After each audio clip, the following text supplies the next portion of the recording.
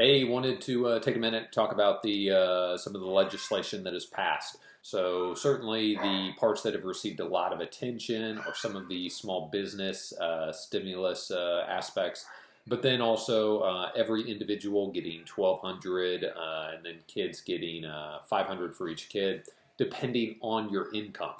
Now, one other part of the legislation that's come up recently in response to the coronavirus is the changes with regard to your qualified retirement plans or with regard to your IRAs. So you do have a lot of flexibility. If you need to tap into retirement plans and you're not yet 59 and a half, so you would be facing a 10% early withdrawal penalty, you now have a lot of flexibility for any coronavirus related reason. If you do take funds out, a lot of flexibility to avoid the 10% penalty.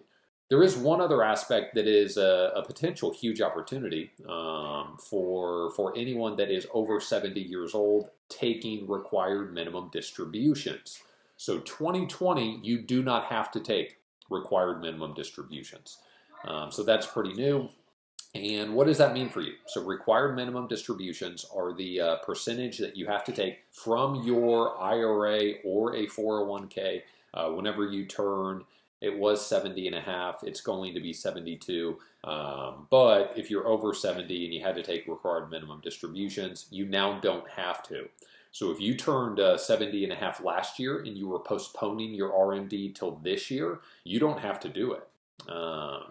And so 2020 RMDs, really important to understand that. So what is an RMD? You're taking money from your rollover IRA. So you're taking a little bit less than 4% per year.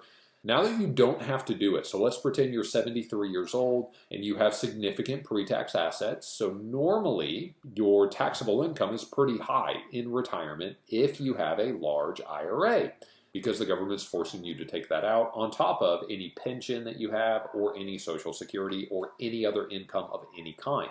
So you have to take money from this rollover IRA. With the CARES Act, you do not have to take an RMD in 2020.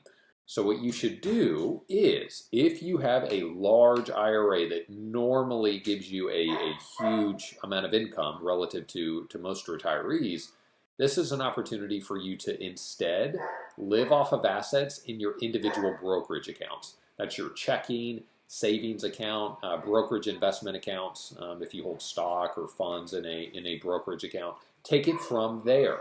And what you can do is you can do a conversion from your rollover IRA to a Roth IRA.